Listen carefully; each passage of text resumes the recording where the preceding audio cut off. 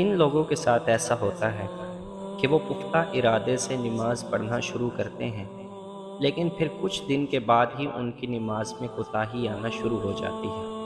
اگر آپ لوگوں کے ساتھ بھی ایسا ہوتا ہے تو اس کے پیچھے کی وجہ کیا ہے؟ آئیں وہ ہم اس تحریر سے جانتے ہیں۔ کبھی بہت اچھا لگتا ہے، کبھی نماز سکون دیتی ہے، مگر تھوڑے ہی ٹائم بعد بیزاریت ہو جاتی ہے، نماز بوجھ لگتی ہے۔ مجھے اپنا بھاری وجود نماز کے لیے اٹھانا مشکل لگتا ہے۔ وہ بہت تھکے ہوئے لہجے میں کہہ رہا تھا۔ مجھے لگ رہا تھا بات کرتے کرتے اس کا سانس پھول رہا ہے۔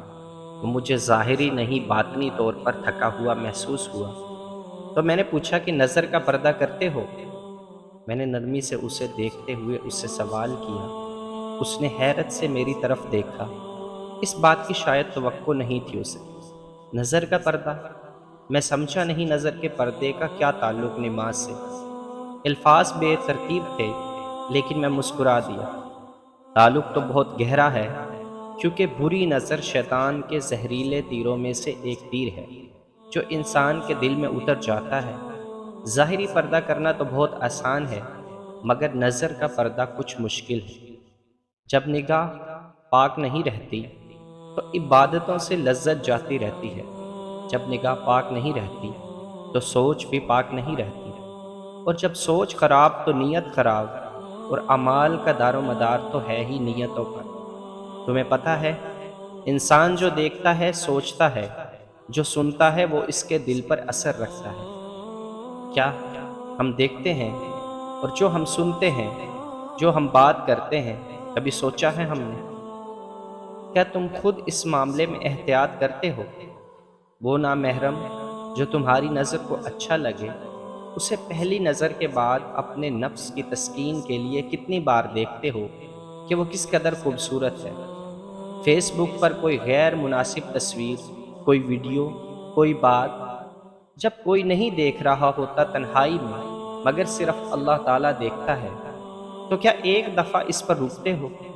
کبھی کوئی فلم، کوئی گانا جس میں نامحرم تو خیر چھوڑو، ہماری اپنے صنف کا بھی پردہ پورا نہیں ہوتا، بے خیالی میں دیکھ لیتے ہیں، اور پھر نامحرم ہمارے ارد گرد کے لوگ تو نہیں ہیں صرف، بلکہ جو ٹیلی ویژن پر آنے والے ایکٹریس، ماڈلز جن کی غائبانہ محبت میں ہم گرفتار ہوتے ہیں، انہیں غور سے دیکھتے ہیں، ان کی باڈی، ڈریسنگ اور لکس کی تعریف۔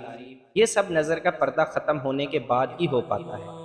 تو تم سوچو، میں کہہ رہا ہوں کہ اس کا جواب مجھے دو، بلکہ اپنا تجزیہ کرو اور اس کا جواب اپنے دل کو دو۔ اگر اس کا جواب ہاں میں آئے تو سمجھ جاؤ یہ نظر کی خیانت تم سے تمہاری عبادت کی لذت چھین رہی ہے اور دل کو سیاہ کر رہی ہے۔ زنا صرف ایک طرح کا تو نہیں ہوتا۔ اگر ہاتھ سے کچھ غلط چھوا تو وہ ہاتھ کا زنا، زبان سے فحش بات کہی تو زبان کا زنا، آنکھوں سے کچھ حرام دیکھا تو وہ آنکھوں کا زنا ہے۔ نظر کی بے پردگی دل میں ایسا سوراخ کر دیتی ہے جس سے ہمارے دل کا نور بہتا جاتا ہے، اور پھر جو لوگ نظر کا پردہ نہیں کرتے، ان کی نمازیں ان پر بھاری ہو جاتی ہیں۔ اگر وہ نماز پڑھ بھی لیں تو بے دلی سے پڑھتے ہیں، لیکن دل نہیں لگتا، بوجھ سا رہتا ہے دل پر۔ تو کیا تم نظر کا پردہ کرتے ہو؟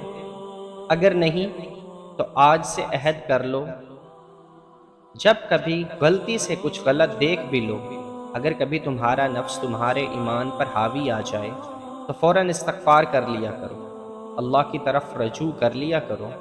پھر تم دیکھنا نمازوں کا لطف، عبادت کی لذت اور دل کا سکون سب تمہیں عطا کر دیا جائے گا۔ اور ایک اور بات، سکون نماز میں رکھا گیا ہے کہ قرآن خود کہتا ہے کہ بے شک اللہ کے ذکر سے دلوں کو سکون ملتا ہے۔ اب اگر کسی کو وہ سکون محسوس نہیں ہوتا تو اسے ایک مثال سے سمجھو۔ ایک بیمار شخص ہے، اس کو آپ اس کے پسندیدہ کھانا لا کر دیتے ہو، وہ کھائے گا۔ اب وہ کہے گا کھانے میں لذت نہیں ہے، لیکن یہ تو کوئی بات نہ ہوئی، کھانے میں لذت ہے، کھانا وہی ہے، مگر اس کا معدہ بیمار ہے۔ اسی طرح سکون عبادت میں رکھا گیا ہے، لیکن جس کو نہیں ملتا اسے سمجھ جانا چاہیے کہ اس کا دل بیمار ہے، اور اس دل کی صحت یابی کا نظر کی حفاظت کا بہت گہرا تعلق ہے۔ میں نے تحمل سے اپنی بات مکمل کر کے اس کی جانب دیکھا جو بات میں نے خود ایک عرصے کی کوشش، بے چینی اور اضطراب کے بعد سمجھی تھی، وہ اس تک پہنچا دی۔ مجھے جواب کی ضرورت نہیں رہی تھی، کیونکہ اس کی آنکھوں کی چمک میرے لیے کافی تھی۔ تو میرے نہایت ہی محترم اور قابل قدر سامعین، جس جسے بات کا مقصد سمجھ آ گیا ہو، وہ اس کو شیئر کرے اور دوسرے لوگوں تک پہنچائے۔ اللہ تعالی ہم سب کو عبادتوں میں سکون نصیب عطا فرمائے۔